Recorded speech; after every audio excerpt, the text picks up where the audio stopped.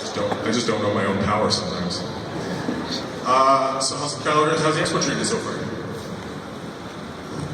I just got here. It's great. Why are we so far back? Do you want to move forward? I do. These poor guys that set the lights are cursing me. I think the video guys just got really mad at us for moving the cubes, but... Well, the lighting guys is cursing the day I was born. So is my mother, but that's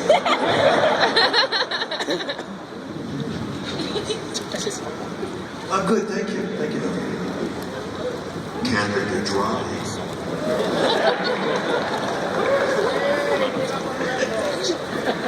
So guys, do you want to talk about maybe Stargate? That little thing you did for the better part of 2 decades? I don't remember anything. Yeah, let's talk about that stuff. Let's do that. We can talk about a lot of stuff. We can talk about the economy and, yeah, exactly. Asking us to just, free speech, free talk about our old series. I did have some specific questions. Okay, let's do that. Don't interrupt me while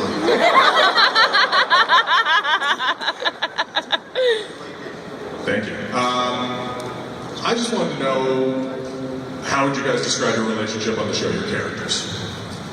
Kind of gay. Are you happy that the show ended before the term bromance became really popular? No, we were just kind of gay. I mean, we weren't gay. So, no denial. We're so confident in our masculinity that we're unafraid of the term happy or gay.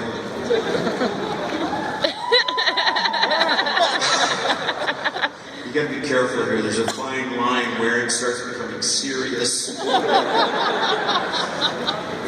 He's got 3 kids, I got 1. You do the math. Oh, about the show? Yeah. It was fun. We had fun teasing everybody, I think. It was like, we didn't start anything. It's just our general behavior when the mix of our 2 personalities together on camera was quite flitty and fun. People interpreted that as something more. Unfortunately, Michael didn't. Awkward. Well, I think there's a ton of people who want to ask some questions tonight, so I think we should start into the crowd, a little Q&A. Who's first? There's a lot of sarcastic jokes that Colonel O'Neill puts out. I want to know if that's what a lot of it was scripted or if it was on the spot thinking. That's a question. Did Richard Dean Anderson ever improvise? Am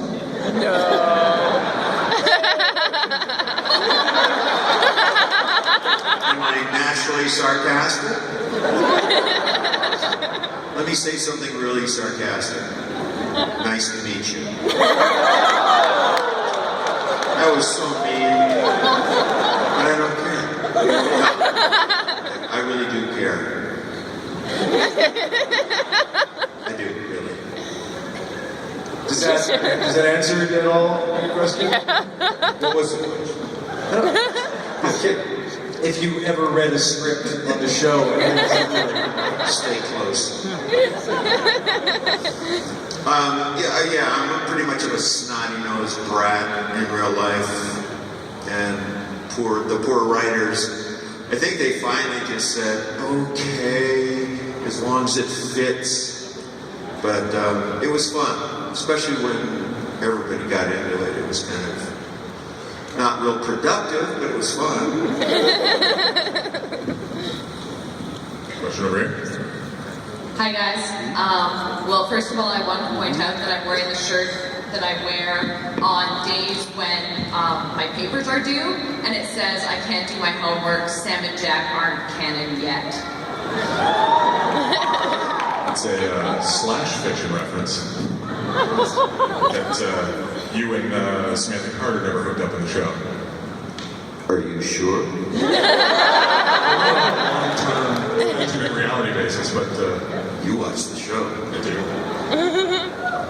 So never officially, but I wanted to ask, there's of course videos of YouTube of some great things that have happened on set, including when ATAPS did the whole stuck on a glacier with MacGyver thing. And I was wondering if you guys have stories of like your favorite pranks that were pulled on you or that you pulled on others. Did you just call Amanda 8 taps? From the internet. Hey, Taparoo. Hey, baby. That's far out. I guess more than I'm trying to figure it out. Redundance? Well, my name backwards is Nasredna. That's Anderson backwards. Look it up. Try and keep up, folks. Because I can't. Oh, sorry, what was that question again? Forgot the question. Just say it again. ATAPS. Yeah, ATAPS, when she was on the show, did the whole stuck on a glacier with MacGyver prank, and I was wondering about you guys. Did you have favorite pranks that you guys pulled on others or that were pulled on you? Not really. You know, I don't believe, I don't know what happened after I left, but Nothing. we're not. Nothing happened after you left. Thank you so much. It's a bad joke. I don't fancy myself anyway, and I didn't see any formal prankstering. It was all just kind of a light attitude about work and life and things like that. And you know, it's if you can't laugh or smile or be comfortable at work, it's not worth it. So,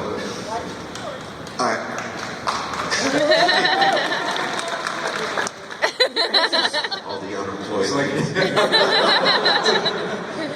It's like you just made bogey or something like that. 8 taps, huh? Remember that. Thanks for your question. I think we'll go up to the left here. And just to warn everybody, right, before we really get carried away, there's about a 75 to 25% chance your question will actually get answered when we speak after it's done. Just warning you, okay? Hi, I'm really excited to see you guys. One of my favorite parts about Stargate is how every planet looks like Vancouver. So I was wondering, what is your favorite part about filming in Canada? Gas town. Close to my house.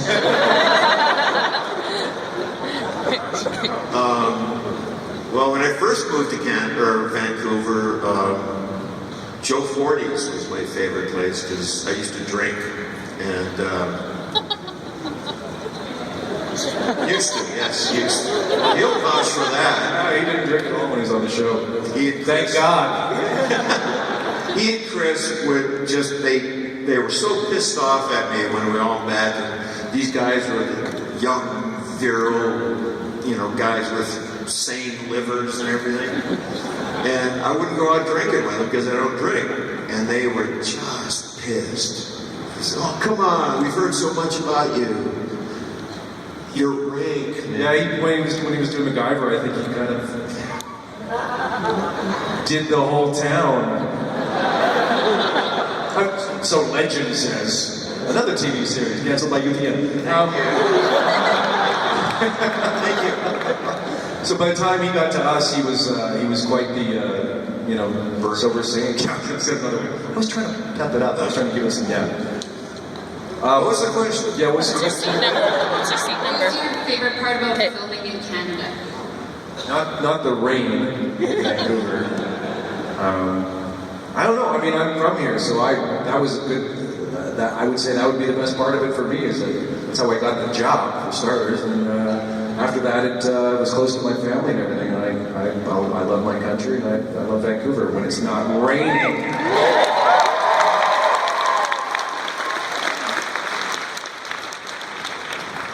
Me too. Well, he's from Minnesota, so it's kind of a Canadian province.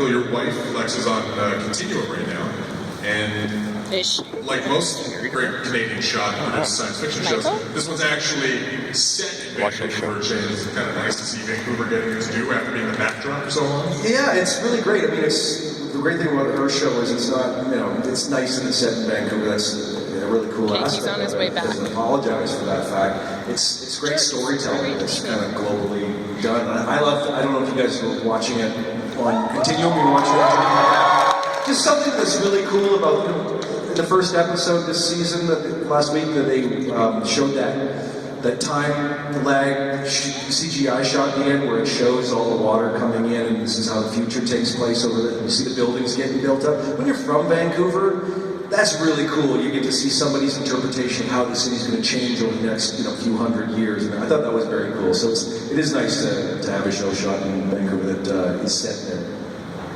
Awesome. Yes, they actually shoot it in Toronto. That's the only problem. They shoot it for Vancouver. You have a question? Hi, sorry, I'm a little nervous. Thank you so much for coming and taking time out of your schedules. My question is, what was the best experience that you had? Not necessarily anything that was funny, but something that affected you that you took away from it.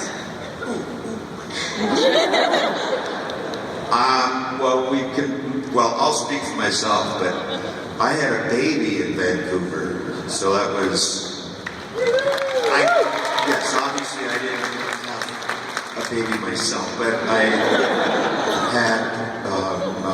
was a partner in having a kid, who I still have to this day. And so did you. Not the same one. We do like to recycle. Don't? Our daughters are actually 8 days apart. What was really funny is that, we had them in the second season of the show, and now we haven't seen each other in what, AJ's 4 getting a years? drink. He'll check Something back in like that. 15. And now, In case we move again, I guess. conciliate with each other over the fact that they're now teenagers. They're now both 14 and just a pain in the ass. All you 14-year-old girls out there, relax. Just a little bit. It's all going to be It okay. gets better. Yes. Get used to it. Puberty, adults.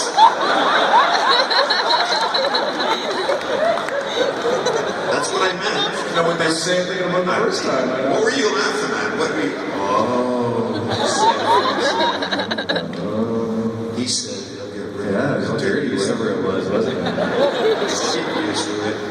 What? What was the question? We have another question. For a drinking game, every time he says what. I don't know if you guys were aware, but the last panel that was in here was Supernatural. And so we've seen Michael Shanks and Amanda Tapping on Supernatural. Any chance, Richard Dean Anderson, that you would be on Supernatural soon? It's a TV show. You gotta be really specific with him. Or when you I'll translate. I'm sorry, I thought that you kept up with your co-workers at work. Well, you thought wrong. He had to check my ID when I first came in this morning, so... Took a little blood. Yeah. Supernatural is a show on the CW that's about two brothers who fight demons and other, supernatural forces and whatnot, and Amanda's got a recurring role on it right now. I played some dude, fighting some demons and stuff. I don't know if it's right up your alley, but... I don't think so. It's for the CW. Rick's not really into that demographic anymore. Your daughter is.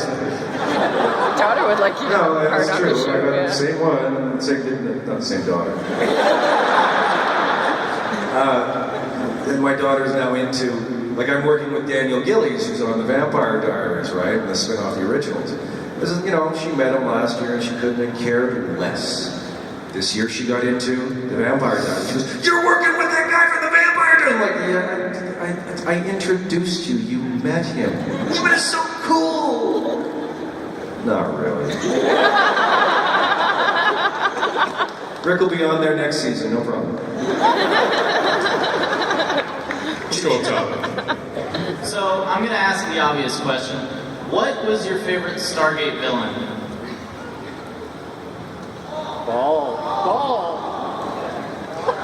Jack O'Neill.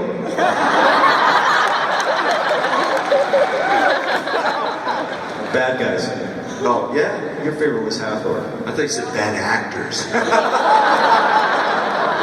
And you said Richard Dean Anderson. Or Jack O'Neill. What did you say? We'll be right back after this word. They're asking who our favorite bad guys are in the show. I'll name a few. Hathor. Go, keep going. Ball. Hathor, Ball. The two separate people. Okay. I thought one was an adjective or Anubis. Okay. Our first one. Apophis. Any others? Anubis. Is it an Anubis. I could list off some of the lesser ones, but you don't stand a chance. So No. I'm going to go with the big one. I don't think I stand a chance at this level. You have a favorite? Well, you went as Hathor. Yeah, Hathor. I had a good fucking time with Hathor because she was such But fun! well, Fun! it's a morbid sense of fun that I had. She was such a pain in the butt. No, she wasn't. She was actually quite stacked.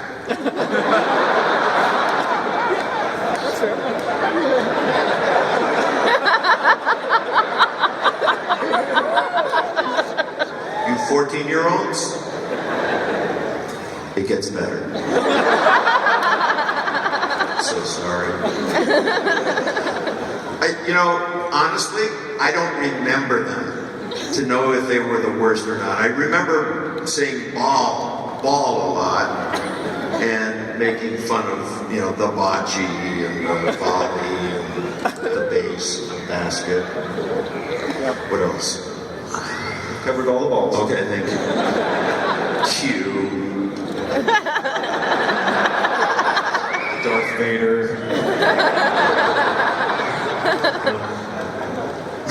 Let's go down here.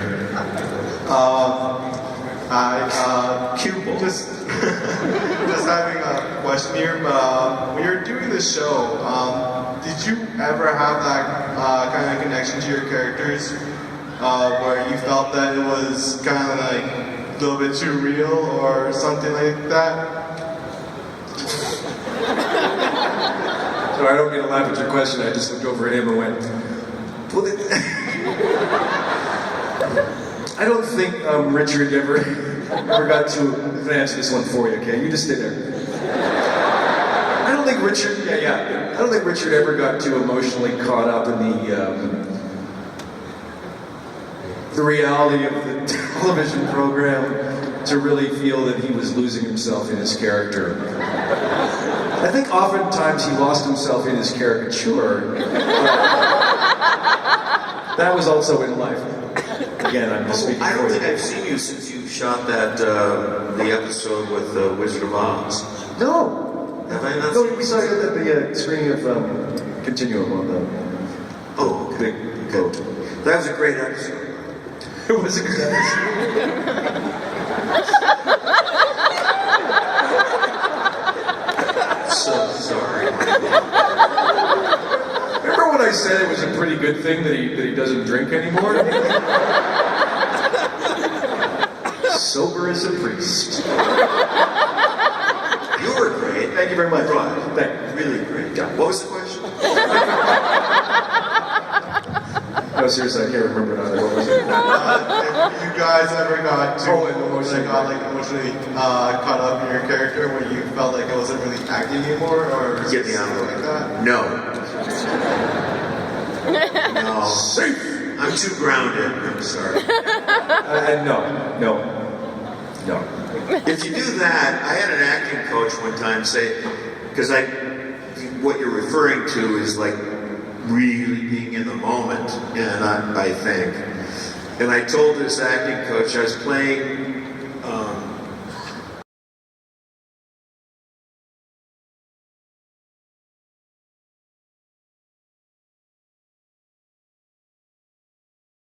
this speech, and I lost myself. Like, I was so into it that I didn't, and this is me talking to the acting professor. I said I was just so gone. I didn't know where I was. And I was just Iago, and I just, oh my God. He just said, you got to watch that kind of stuff, because someday you're not going to know where you are at all. Nobody's going to save you. And it was a serious note, actually. I don't get that deep. Michael does. He's a fine actor. He's a studied, very fine. I saw him do Hamlet. First thing I saw him do in Vancouver, and he was absolutely just good. Really, really good. Well, I mean that.